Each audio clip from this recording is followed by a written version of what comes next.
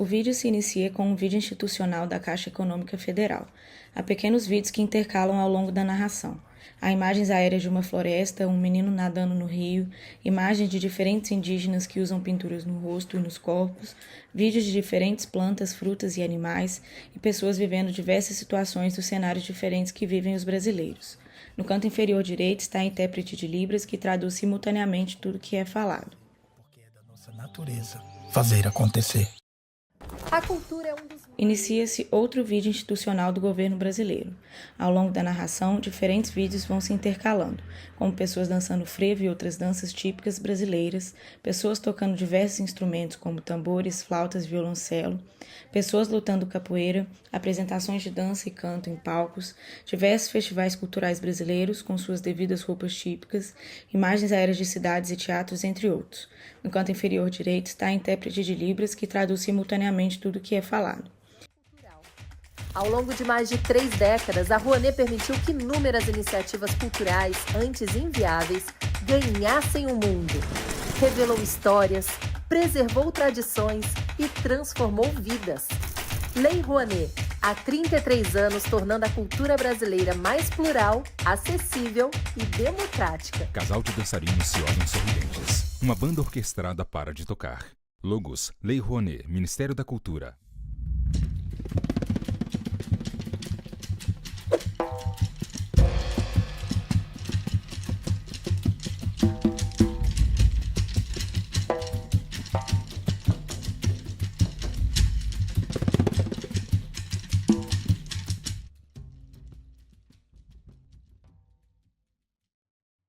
Travessia.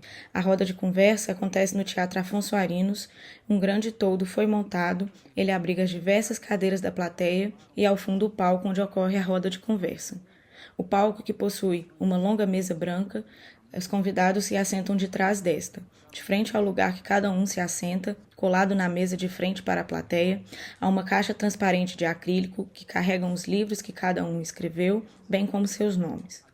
Ao fundo, compondo o cenário, há um toldo grande em xadrez, de tons vinho e azul escuro. À direita, há um banner grande em tons de roxo, verde e laranja, onde se lê Literatura, Encruzilhada e a Desumanização. E no alto, acima da mesa e dos convidados, há uma grande faixa vermelha, cujo no canto direito lê-se Terceiro Fli Paracatu. Da esquerda para a direita, a primeira pessoa sentada é Jamil Chad, um homem branco de cabelos muito curtos rente à cabeça de tom grisalho. Ele traja camiseta de botões de mangas compridas de tom azul claro e óculos redondos de tons marrons. Leva no pescoço o crachá dos participantes do evento. Claro, da Rússia, eles agiram contra a segurança do Estado. Ambos os poetas negaram as acusações e, ao tomar a palavra para se defender diante da corte, Stovba apenas perguntou: o que eu fiz de legal? Ler um poema? Boa noite a todos, boa tarde. Nós estamos, na verdade, aqui numa mesa absolutamente espetacular, com o que eu chamaria de guardiões das nossas memórias. A segunda pessoa sentada é Natália Timmerman, uma mulher branca de cabelos ondulados, curtos, de tom ruivo. Ela traz uma bata com um longo decote em V, estampado em tons de verde e branco. Levou no pescoço o crachá dos participantes do evento. E não há ninguém que entenda. Sérgio, quero começar contigo e te perguntar como... A terceira pessoa sentada é Eliana Alves Cruz, uma mulher negra cujos cabelos são todos envoltos em pequenos dreads que o comprimento lhe passa os ombros. Ela traz a camiseta de botões de seda de tom verde musgo. Usa batom vermelhos nos lábios. A quarta e última pessoa sentada é Sérgio Abranches, um homem branco de cabelos cacheados e curtos de tom grisalho. Ele traz a camiseta de botões de mangas curtas estampada de azul claro e branco. Usa óculos redondos de aro preto e leva no pescoço o crachá dos participantes do evento. É possível ver a silhueta da plateia de frente ao palco e de tempos em tempos ela é filmada e está cheia. No canto inferior direito do vídeo em questão está o intérprete de Libras, que intercalam ao longo do vídeo, diferentes mulheres e homens que sempre trajam a camisa preta. Eles traduzem simultaneamente tudo que é falado. Tem aquilo que eles temem mais, que é a liberdade de expressão, não é? Que é a liberdade de criação, que é exatamente não aceitar regras e cânones que, de repente, eles acham que já passaram Então, a primeira questão da liberdade, da literatura com liberdade é que a liberdade ameaça as pessoas que não gostam da liberdade. A literatura que pratica e precisa da liberdade ameaça os autoritários. E nós vimos isso muito na história do Luiz Fernando Veríssimo, né? Eu não tive o privilégio, como o Sérgio Rodrigues teve, de ser amigo dele, mas me encontrei com o Luiz Fernando várias vezes, mas muitas vezes, incontáveis vezes, em eventos literários. Todo mundo dizendo que o Luiz Fernando não falava muito, que ele era muito tímido. E a minha surpresa, desde a primeira vez que nós nos encontramos, é que toda vez que eu entrava no carro para ir junto com ele para o evento, ele abria um sorriso e me cumprimentava e falava alguma coisa muito engraçada, completamente pertinente àquele momento, sabe? E é essa capacidade de ver as coisas duras com humor, tratar as coisas profundas com humor e de uma forma magistralmente sintética, como o Luiz Fernando fazia, ameaçou muito a ditadura. E, por isso, o Luiz Fernando foi para nós um símbolo de resistência, né? Como foi o Pasquim também, né? Onde você tinha escritores exercendo com liberdade o humor e sabendo que estavam usando aquele humor para enganar os estúpidos dos censores que não conseguiam entender o que eles estavam falando, porque eles usavam o humor como forma de falar. Agora, para mim, a literatura ela aparece exatamente como um exercício de liberdade, quer dizer, a capacidade de... Eu fiz uma carreira acadêmica relativamente longa e precoce, porque eu comecei a estudar muito cedo sociologia, que foi onde eu me formei, no que eu me formei, e, ao mesmo tempo, eu trabalhava como repórter para pagar minha faculdade.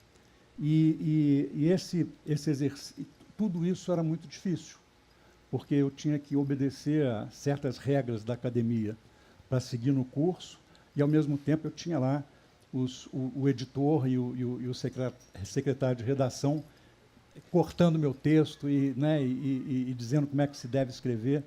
E aí eu fui aprendendo a separar o que era implicância dos editores e dos secretários de redação do que era realmente um bom conselho sobre como escrever aquela matéria, né? Então, hoje eu escrevo basicamente para me libertar das amarras, tanto acadêmicas quanto daqueles que acham que só tem uma forma de fazer literatura.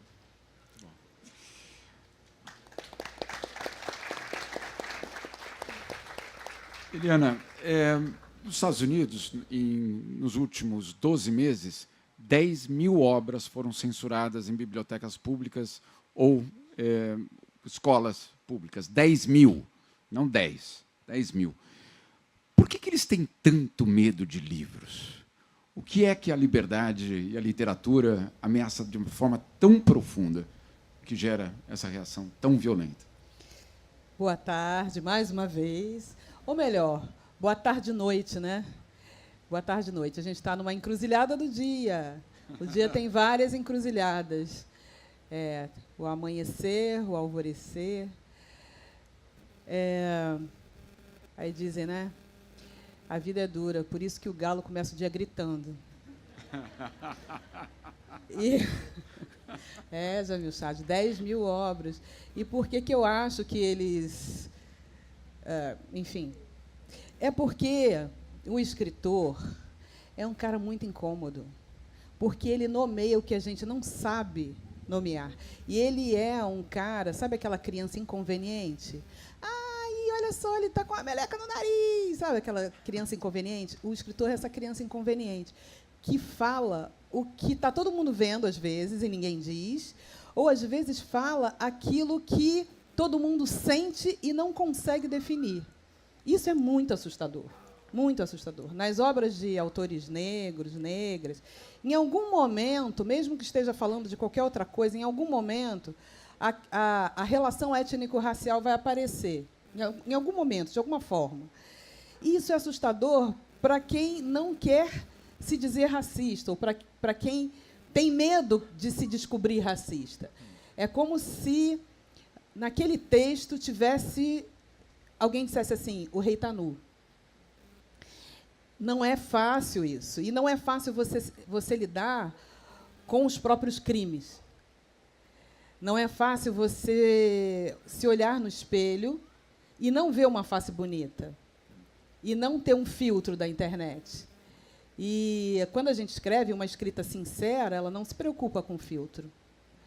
E não se preocupar com o filtro de uma sociedade é um exercício de liberdade e é um exercício de coragem também. Não só pelo risco de ser censurado, mas pelo risco de ser morto, efetivamente.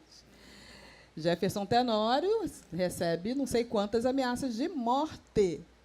Gente, pensa nisso. Alguém leu O Avesso da Pele, os livros do Tenório? Vê se ali tem algum motivo para alguém ameaçar alguém de morte. Por que esse livro incomoda tanto?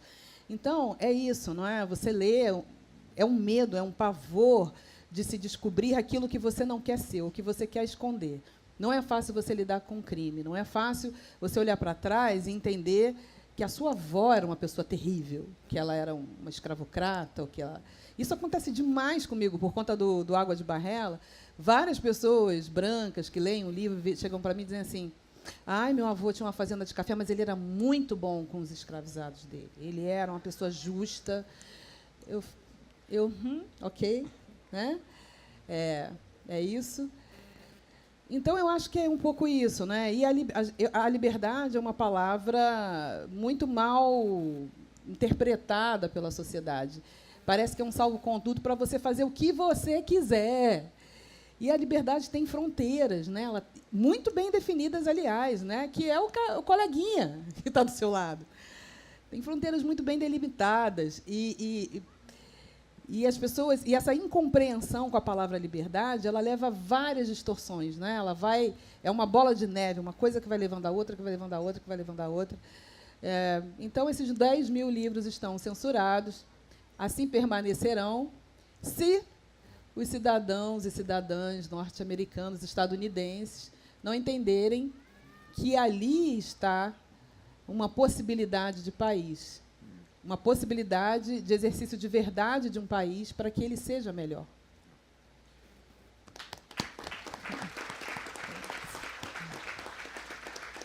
Essa possibilidade de país é interessante que você tenha dito dessa forma, porque essa possibilidade de país é o que algumas bibliotecas de locais onde não se censura aqueles livros, então eles organizam leituras de livros censurados. E é justamente a construção desses países. Natália, em Desterros, Histórias de um Hospital-Prisão, veio da sua dissertação de mestrado, que se chamava A Liberdade segundo Sua Privação. Como que a questão da liberdade te levou a escrevê-la e quem é o principal personagem do livro? Boa noite, gente, todas as pessoas que estão aqui, boa noite, né? Para mim já virou noite. Já foi. Agora já foi. Parece que sim. É um prazer enorme estar aqui nessa mesa, me sinto honrada de estar com a Eliana, Jamil, Sérgio, e queria agradecer a curadoria da Filipe Aracatu por estar aqui. Uma alegria enorme. E estou até um pouco nervosa. Aqui no começo eu falei para a Eliana, nossa, eu queria que a mesa já tivesse sido. Ela virou e falou, aproveita. Achei lindo que você... Obrigada pela... Então, vou aqui aproveitar e desfrutar disso, até desse nervoso, que quer dizer, está viva, né? Como a Giovana falou na mesa anterior. O Desterros, ele veio do meu mestrado, e vou voltar um pouquinho... eu tinha acabado de entrar no mestrado quando eu comecei a trabalhar nesse lugar, que era um hospital penitenciário, lá em São Paulo. Eu trabalhei por 8 anos lá como psiquiatra, mas antes de chegar, eu entendia o que tinha ali, eu achava que entendia o que eu ia encontrar ali, segundo preconceitos que depois eu fui desconstruindo, né? Então, eu cheguei lá com muito medo.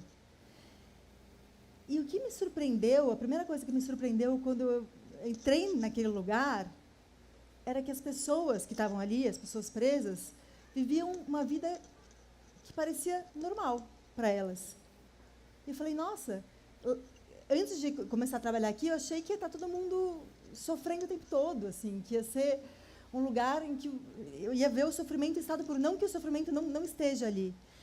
Mas aí eu comecei a pensar, será que o que parecia que acontecia com aquelas pessoas, de se acostumar à prisão. Aquilo era um jeito da liberdade acontecer, mesmo na privação da liberdade? Ou será que era o oposto? Era quando as pessoas se acostumavam à prisão que a liberdade acabava? E essas perguntas me fizeram dar mais um passo para trás para pensar o que é liberdade, né? Isso que a gente não tem tanta dificuldade de definir, mas todo mundo, não tem ninguém que não entenda, né? E aí comecei a perguntar até para eles, para as pessoas que estavam lá presas, né? O que para você é liberdade? E aí me surpreendia que algumas das respostas que eles me davam também pareciam as respostas do senso comum. É ir para onde ir fazer o que eu quiser. Só que isso não parecia liberdade, porque fazer o que quiser é uma coisa individual demais. E até como psiquiatra eu pensava, por exemplo, alguém dependente de crack, por exemplo, o que ele quer fazer? Ele quer usar crack. E aquilo, liberdade, é o oposto da liberdade. Às vezes, fazer o que você quiser é o oposto da liberdade. Então, pensar sobre liberdade era algo muito mais complexo do que essas respostas, né? E até essa palavra, que hoje está tão gasta e surrada, capturada pelo neoliberalismo, né? Parece que a gente não pode deixar essa palavra perder a força que ela tem, porque ela tem muita força. Acho que a literatura é um dos lugares em que a gente consegue preservar a força da liberdade, né? Até a liberdade, o que seria liberdade de expressão, foi capturado para ferir direitos das outras pessoas, né? Então, a gente está num momento em que a gente tem que cuidar muito da liberdade, de todos os significados dela e das perguntas que ela nos faz, né? E aí, por coincidência, quando eu comecei a trabalhar lá, eu estava lendo A Condição Humana, da Hannah Arendt, que é uma autora que eu gosto muito e que me faz pensar muito, e ela fala que a liberdade é a capacidade humana de começar. E isso, segundo ela, tem muito a ver com ação política, ou seja, a liberdade ela não é individual. Ela acontece sempre no coletivo, né? Eu só consigo colocar algo meu no mundo, politicamente, se isso diz respeito a outras pessoas também. Para ela tem muito a ver com a ação, né? E aí, no hospital, eu conheci, aí vou responder a segunda parte da sua pergunta, a Dona Mingo, e esse é o nome que ela escolheu para ela, que é uma mulher angolana que foi presa por tráfico internacional de drogas e descobriu que estava grávida logo que foi presa. E a situação que ela vivia era uma situação muito terrível. Ela me diz, eu comecei a atender ela porque ela estava com um quadro depressivo, ou supostamente com um quadro depressivo, né? E foi curioso vou até falar um pouco do processo de escrita, porque depois, quando eu fui escrever a história dela, que é uma história linda, o meu editor, quando o mestrado ia se transformar num livro, ele virou e falou assim: Natália, você não tem mais nenhum compromisso acadêmico, você pode inventar agora. E aí eu tentei inventar. Só que a invenção parece que não... O texto ficava ruim. Eu não podia inventar, no caso dela, porque ela existia. Eu não podia. E aí eu fui atrás dela, ela já tinha... já estava em liberdade, com o filho dela, enfim. Não chega a ser um spoiler, mas... o que era praticamente impossível de acontecer no sistema judiciário brasileiro. E essa saída dela foi praticamente um milagre. Mas eu estou contando isso porque eu percebi que a anamnese psiquiátrica, que era o que eu tinha quando eu conheci ela para escrever, ela não era rica o suficiente para sustentar uma história, né? Eu percebi o quão pobre é uma anamnese psiquiátrica em detalhes. Acho que, para contar a vida de uma pessoa, a gente precisa de muito mais detalhes do que uma anamnese psiquiátrica dá. E isso, acho que não só...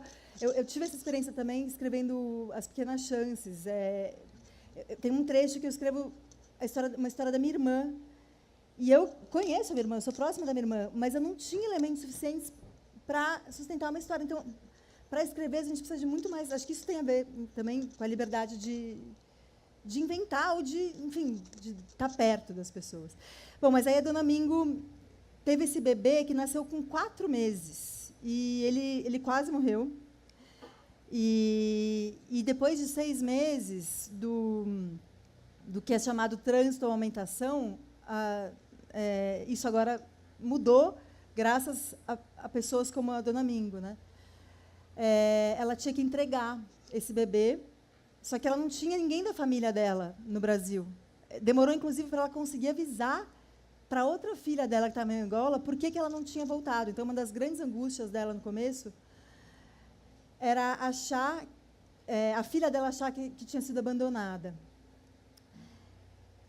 E aí, a força da relação dela com o filho acabou conseguindo fazer com que a Defensoria Pública fizesse com que ela fosse solta, ela e o filho, né? Porque como ela não tinha quem pudesse cuidar dessa criança, ele teria que ser entregue a um abrigo, e aí ele não ia sobreviver. Então, acho que a história da dona Mingo as reflexões dela sobre a própria história, sobre o próprio cantar na língua dela para o filho, acho que foi para mim uma grande lição de liberdade. Acho que muito mais do que uma resposta que seria fazer o que quiser. Acho que a história dela me diz muito mais do que é isso. Essa palavra da qual a gente precisa cuidar tanto.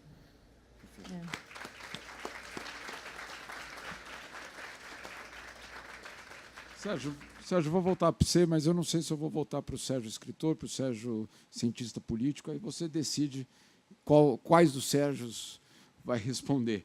A gente ouviu a palavra coragem, a gente viu a Natália falando individual demais, ouvimos também que é um ato político, mas, ao escolher o caminho da literatura, talvez de forma contraditória, a gente contrai também algum tipo de obrigação. Também tem esse elemento na escrita? Bom, agora que eu já homenageei o Luiz Fernando, eu posso falar do prazer de estar na mesa com Eliana, Natália e você, que são pessoas de quem eu gosto muito. Eu não posso elogiar muito, porque a Bianca e o Jefferson são um pouco culpados de estarem aqui, então, mas a gente não faz nem proteção para os amigos, né? Nem a gente deixa de considerar que os amigos podem ser muito bons, né? Podem ser geniais. Então, é um prazer enorme ter vocês no festival e ainda compartilhar a mesa com vocês. Jamil, você sabe que eu nunca me considerei cientista político, porque eu nunca acreditei que você pudesse entender a política cientificamente. E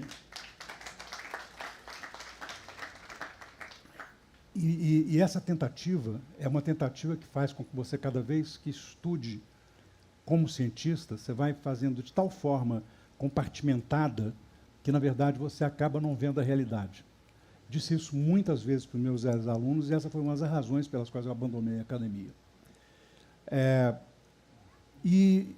Na verdade, a minha produção como cientista, como sociólogo, que é o que eu gosto de dizer que eu sou,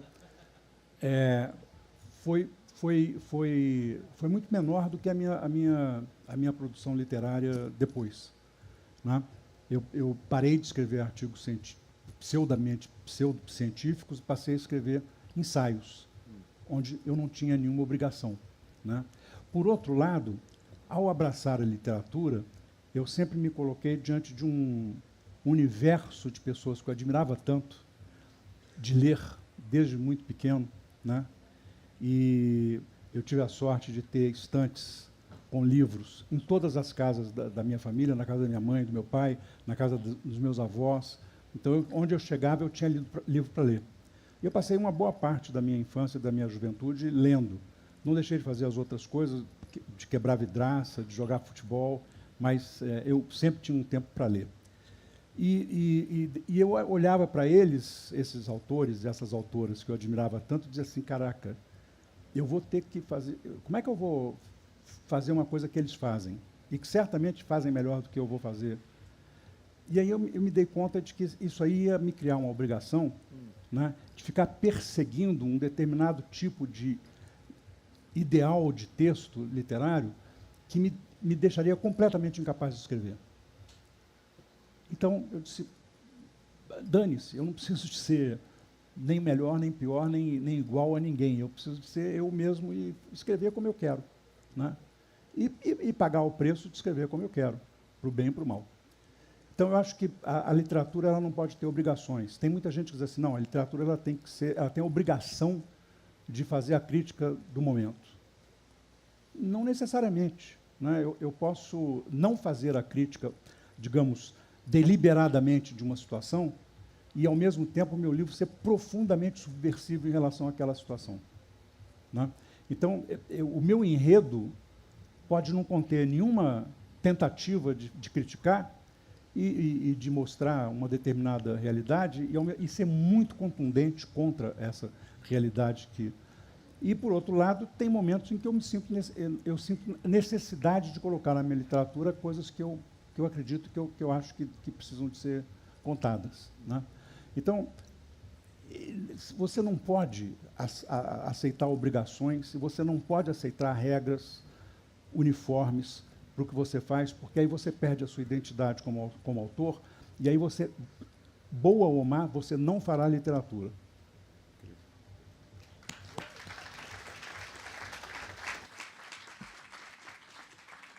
E, Eliana, já que o Sérgio falou do Veríssimo, ele dizia, eu desconfio que a única pessoa livre, realmente livre, completamente livre, é aquela que não tem medo do ridículo. Qual ridículo você ainda teme, e principalmente ao escrever? Olha, essa pergunta é sensacional, né? E a afirmação do Veríssimo é sensacional. Eu gosto muito dessa frase, porque eu tinha um amigo que dizia assim, sabe por que a gente não ganha dinheiro? Porque a gente acha que tem alguma coisa a perder. E é isso, né? São as censuras que a gente estabelece para a gente mesmo, e que é um certo medo da reprovação, não é? Eu estava aqui mesmo, aqui em Paracatu, né? A gente estava conversando sobre criança, porque estava o filhinho do Jefferson, o filhinho do Maurício, e essa coisa de falar com a criança tati-bitati, né? Aí eu até falei assim, olha, mas vamos racializar essa questão? Meu pai não suportava que ninguém falasse com a gente assim,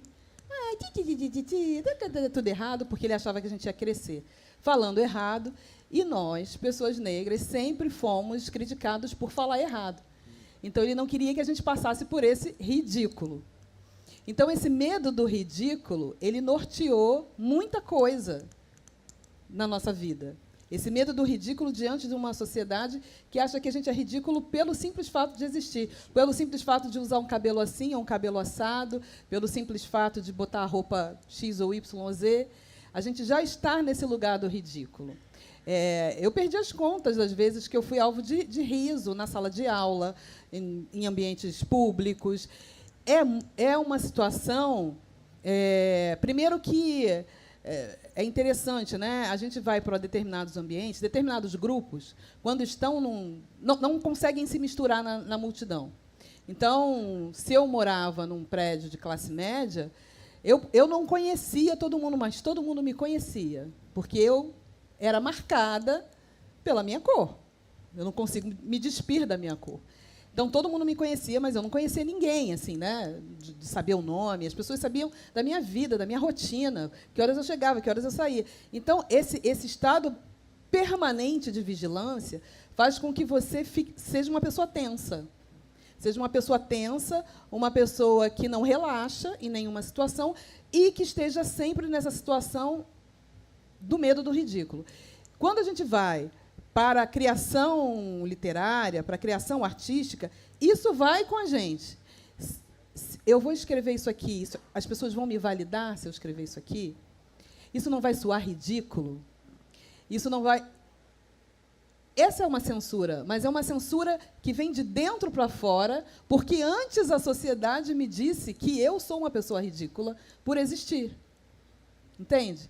Então, veja que complexo isso. Isso é complexo. A Toni Morrison dizia, né, que ela precisava escrever e ela precisava matar o homenzinho branco que ficava com ela aqui, no ombro dela, falando para ela, olha, isso aqui não tem o menor cabimento, olha, isso aqui... Nananana. Isso é uma censura, isso é um cerceamento de liberdade, isso é uma violência, mas é uma violência psicológica e psíquica de séculos. Então, a gente vê como esse tema da liberdade e da criação ele vai muito além do que a gente pode ver numa primeira olhada, né? Num primeiro olhar. Finalmente, eu acho, né, que hoje, depois de todas as coisas que eu escrevi, eu acho que eu consegui me livrar um pouco disso, desse fantasma, mas ele, volta e meia, aparece. Eu escrevi, vou lançar um livro agora em outubro, e eu reescrevi, eu não sei te falar quantas vezes eu reescrevi esse livro, porque... E teve uma hora, eu entrei em vários debates com o meu editor, vários debates. Teve uma hora que eu fiquei me perguntando, será que eu desaprendi a escrever? Será que eu não sei mais escrever? Sério, eu olhava o texto, eu não tinha... Eu me perdi completamente ali. E para achar o rumo de volta, eu falei, não, eu tenho que... É o medo do ridículo, é o medo da avaliação, é o medo do escrutínio, é o medo que nos formou, né? É o medo do tati-bitá, de falar errado. Então, teve uma hora que eu falei, não, espera aí, você fica do lado de fora e eu vou escrever isso aqui. Aí saiu o texto. Né?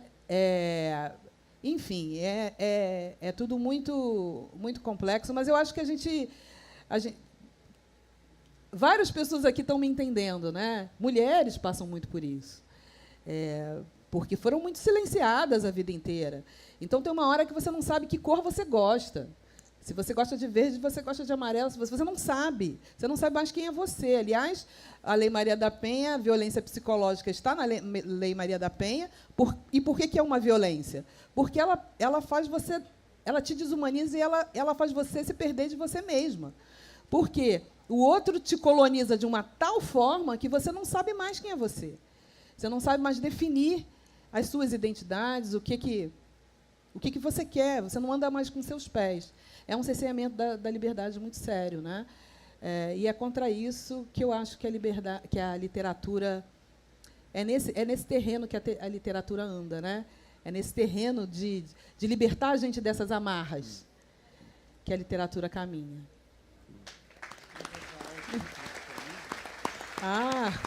Eu vou ler um trecho depois do livro.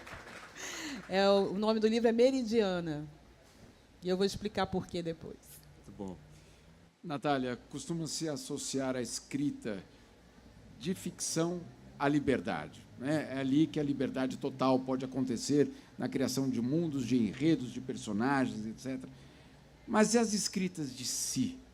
Como é que funciona? Qual é a relação disso com a liberdade? Há espaço para essa liberdade? É quase tocando também no que a Sim, acho Eliana que disse. dialoga mesmo. Né? Eu estava conversando com o Sérgio Rodrigues mais cedo e ele falou do livro Escrever é Humano, dele, que tem um trechinho que ele traz o Faulkner. Os três pilares da ficção, que seriam a experiência, a observação e a imaginação. Aí eu parei para pensar, mas são os três pilares das escritas de si também. Né? Por que se confunde? Outro dia um amigo até fez um ato-falho. Porque como se escrever não ficção fosse não escrever literatura. Né? E não é isso que diz que um texto é literário ou não. E acho que não é à toa que isso está acontecendo agora. E até assim, eu percebi, até organizei com uma amiga uma coletânea, que a gente tem textos também da Bianca Santana e da Trude do Rigo, que estão no festival também, sobre as escritas de si, chama Eu Escreve, porque a gente ficou perplexa de observar a paixão com que esse tema está sendo debatido hoje em dia. E assim, por exemplo, o termo escrevivência, que é um termo lindo e super importante, e que fala justamente daquilo que a gente está falando, né? Da escrita de uma pessoa dizer respeito a um coletivo, né? Ou agora que, gente, a gente leu por muitos anos os homens brancos falando dos seus problemas criativos, sexuais, das suas angústias, e agora que as mulheres, os negros, os indígenas, as pessoas trans estão escrevendo, por que agora vem esse enfado, esse cansaço do que se chama autoficção das escritas de si? Vocês não acham estranho o que está acontecendo agora? Por que será, né, que está acontecendo agora? E... Alô? Alô? Alô? Foi. A saída da ficção, eu acho que assim, a ficção ela é muito importante. É um lugar, sim, de exercício de liberdade.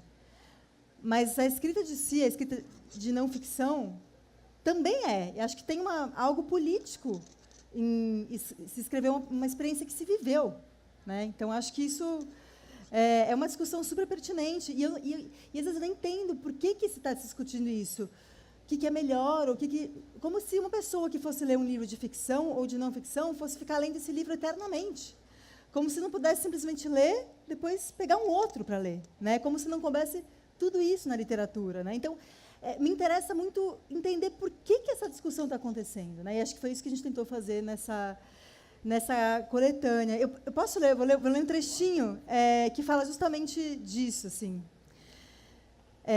O meu texto para a coletânea é um texto com vários itens. Eu vou ler um dos itens, que é Conversa de um casal antes de dormir.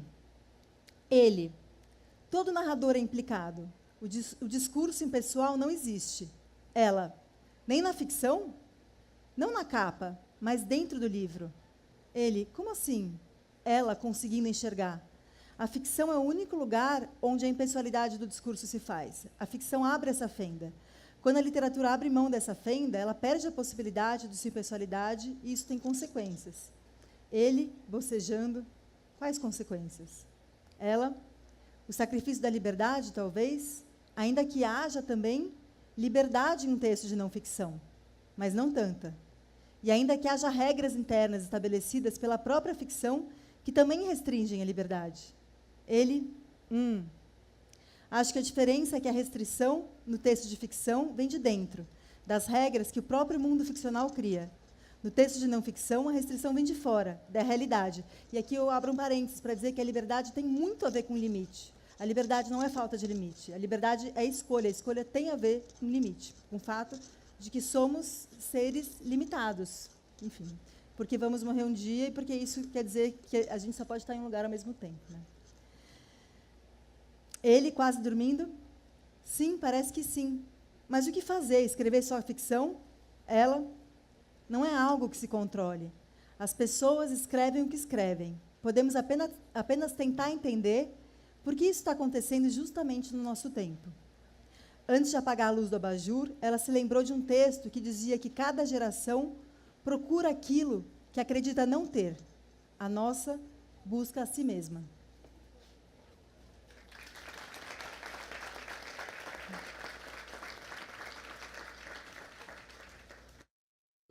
Sérgio, eu acho que eu li uma entrevista tua ou ouvi você dizendo que você tem duas mesas.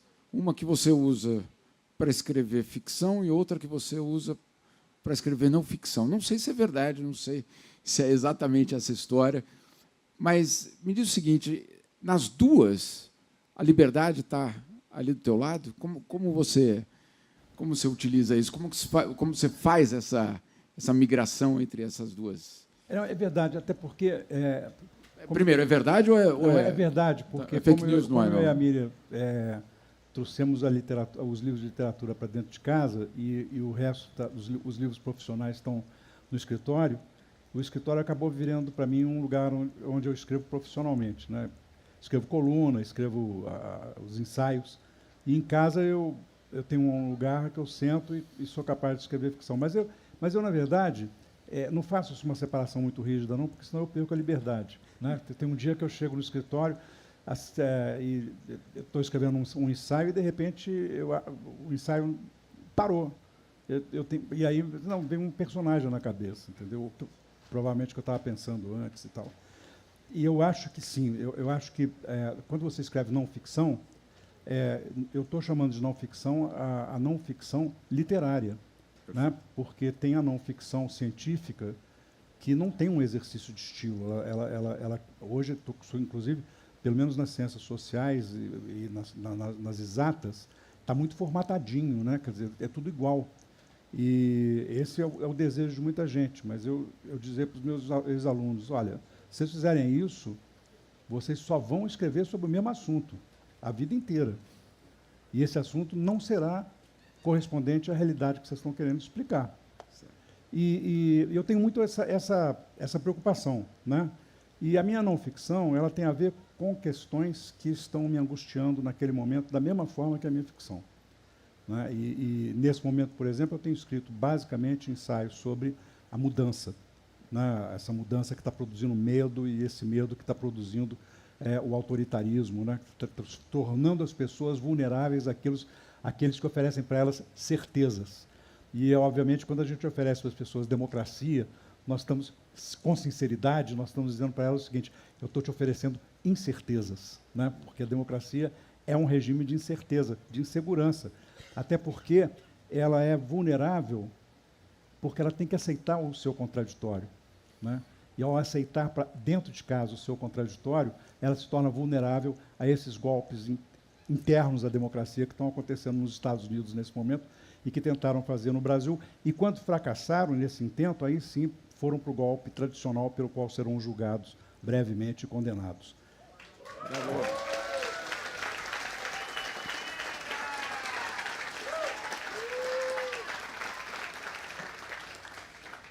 Eliana, antes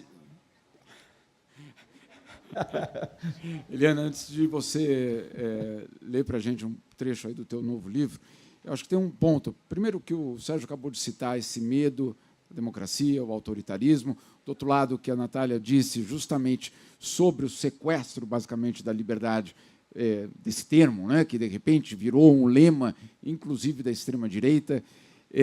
Tem um detalhe muito curioso, que, obviamente, todos nós conhecemos, a história da Estátua da Liberdade, que ela nunca entra em território americano, né? Antes de mais nada, ela fica fora. Mas aí tem um soneto na base dela, que diz o seguinte, que é da Emma Lazarus. Ela diz o seguinte, que foi, na verdade, escrito muito depois. Ela diz o seguinte: dê-me seus cansados, seus pobres, suas massas amontoadas ensaiando para respirar livremente, o miserável refúgio de sua costa fervilhante. Esse é o que diz ali, e aí a Estátua da Liberdade vira um símbolo também da imigração. Chega o governo Trump e um dos assessores propõe mudar o soneto que estava escrito ali. E aí, olha a proposta, olha a proposta. Dê-me seus cansados e seus pobres, que podem se manter em pé e que não se tornarão um peso público. Eu não estou inventando, tá? Eu de fato, a proposta. Minha pergunta para você, antes de você ler e aí, como é que a gente faz para resgatar a liberdade desse sequestro? Olha, eu acho que, primeiro, a gente precisa exercitar, mais do que nunca, radicalmente, visceralmente, a nossa humanidade, olhando quem está do nosso lado como realmente um ser humano. Quando a gente fala nessa palavra liberdade, a gente imagina grandes movimentos coletivos, até porque a gente vem da experiência da escravidão. Então, tem a busca pela liberdade de povos, né? Povos. E a gente esquece das nossas prisões privadas, muito particulares, e que é feita de outras prisões. Na verdade, a gente vive em várias cadeias que se alimentam umas das outras, e essa grande libertação coletiva não vai acontecer se a gente não destrancar alguns cadeados nossos internos para olhar o próximo como o próximo, o ser humano como um seu igual. Eu acho que essa é uma chave, né? Essa é uma chave para a gente resgatar essa palavra. Outra coisa, tem uma frase religiosa que diz, né, não pronunciai o santo nome de Deus em vão, né? Não pronunciai o santo nome da liberdade em vão. Bravo. A gente não pode, a gente tem que vigiar as nossas palavras. A gente banaliza muito facilmente qualquer palavra. Qualquer palavra ela é carregada de história, de significado, ela precisa significar para as gerações que vêm depois. Então, a gente tem que vigiar as nossas palavras. né? Várias religiões têm o princípio era o verbo. Um amigo meu falou assim, eu não sei que um momento atribulado da vida, e aí ele falou assim para mim, eu falei, não, vou ficar calado, não vou falar nada. Aí ele falou assim, nós somos iorubás, a palavra para nós é tudo. Então, é isso, né? Nós somos iorubás. Eu e todos vocês entendam. Entendam. Né? Somos iorubás, somos bantus, somos tupinambás, somos... É isso. O governo Trump sabe? Vai tentar você ir lá dizer que você é muito branco. Vá lá. Só tenta a sorte que o azar é certo. Então, é um pouco isso, sabe? Eu acho que a gente tem que se olhar com humanidade, resgatar a nossa empatia, resgatar... A gente sempre fala, nada me choca, tudo tem que te chocar. Sabe? A gente não pode normalizar as violências. E o que a gente mais faz é normalizar a violência. A gente vira paisagem facilmente, coisas absurdas.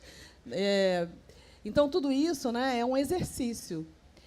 A liberdade é um exercício e a gente tem que exercitá-la mesmo. Assim como você vai treinar na academia, malhar, exercita a liberdade, exercita o olhar de humanidade para quem é o teu humano próximo. Você vai ler? Vou ler. Então, falando sobre essas prisões, né, particulares, o próximo livro é uma família. E cada capítulo é uma pessoa dessa família falando. Então, eu fiquei quase louca, porque são 6 vozes falando alucinadamente, falando. Eu vou ler aqui a voz do pai, né, do chefe dessa família, que chega um momento da vida que ele diz assim, eu vou fazer o que eu quero. Quem tem coragem de fazer um exercício de liberdade radical. Eu até aqui cumpri as minhas obrigações, né? Botei a comida na mesa, agora é a hora. Aí ele fala assim, deixa eu ver aqui, estava aqui procurando, não estava vendo o WhatsApp não, né, gente? Estava procurando. Todos esses casos do meu passado distante e recente se misturavam na minha cabeça e um dia resolvi ver minha antiga casa. Minha mãe continuou morando ali quando a Aurora e eu saímos da Matadouro. Matadouro é a favela que eles moravam, né? Depois que ela faleceu, alugamos para o filho recém-casado de um antigo vizinho, e quando ele deixou a casa, Meridiana e eu fomos ver como estava o imóvel. Agora que meus filhos já eram adultos, acho que o meu momento tinha chegado. Só faltava resolver uma coisa, ela e eu.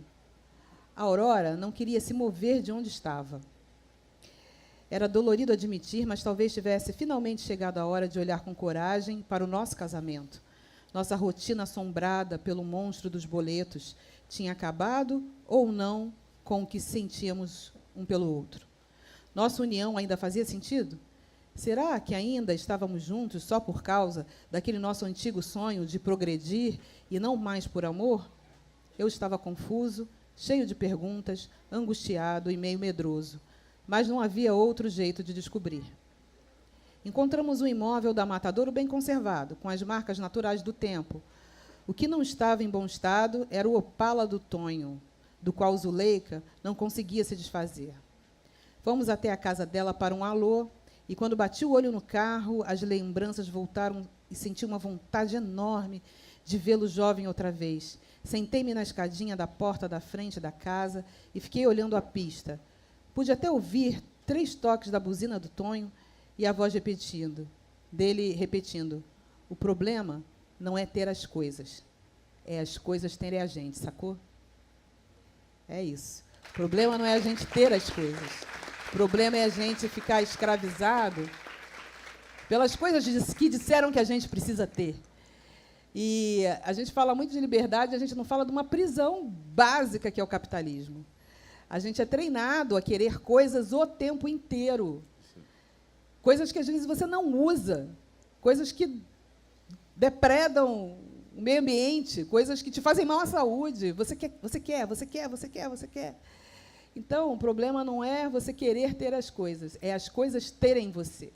É você ser dominado por um desejo predatório que só te apaga e só gera morte. Então, viva a liberdade de ser. Natália, você quer ler alguma coisa para nós ainda? Seria espetacular. Obrigada.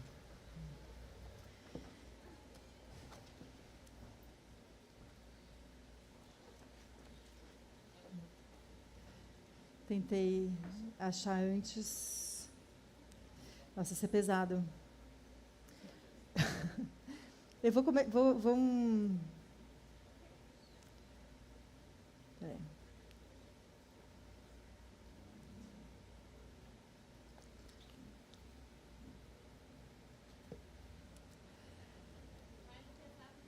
Foi pesado mesmo? É. Não, agora vai um mistério.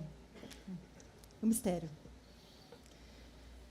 Era incompreensível para toda a equipe médica. Aquele homem sangrava pelo nariz, não é leve também, tá? Quase diariamente. Apresentava-se anêmico, mas não havia nenhuma lesão visível, como mais de uma vez a otorrinolaringologista confirmou. Tampouco um distúrbio de coagulação. Mais de um exame de sangue descartou essa hipótese. Como era possível? Todos os médicos se perguntavam, e na sala de prescrição o assunto era recorrente. Até que um dia, sem que a causa para isso fosse sequer esclarecida, ele começou a apresentar um rebaixamento de nível de consciência e foi transferido da ala para a unidade semi-intensiva, onde precisou ser entubado para respirar com auxílio de aparelhos. Era um homem jovem, forte, cheio de tatuagens, agora à mostra no corpo que vestia apenas fraldas. Um corpo, naquele momento, entregue às mãos que cuidavam dele, e, por isso, acessível.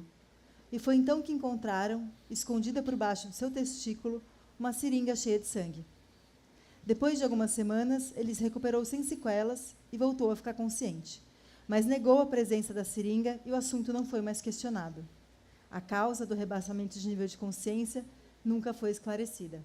Então, essa é uma das histórias tão impressionantes que eu presenciei naquele hospital, um lugar de tantas histórias e de tanta gente.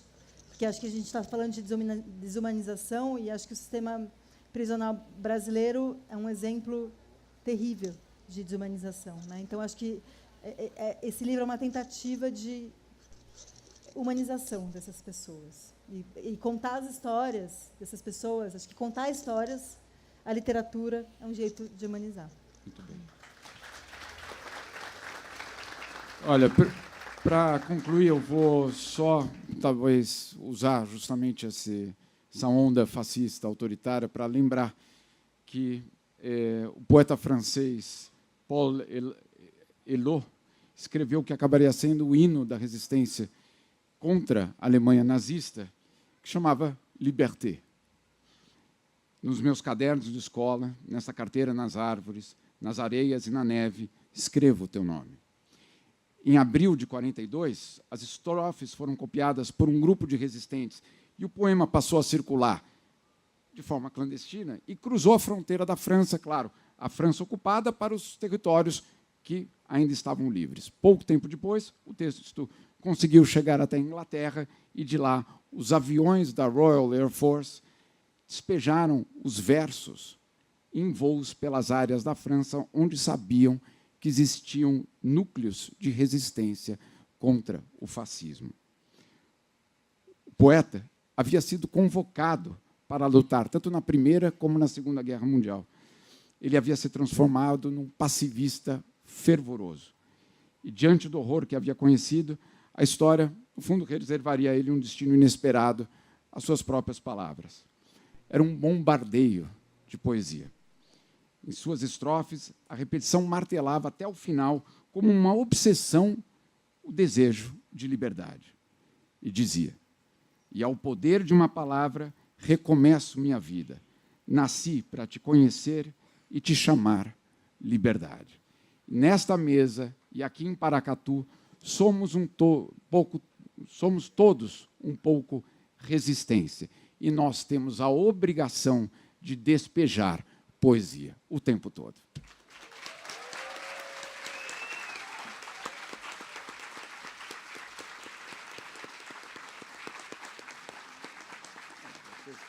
Mesmo.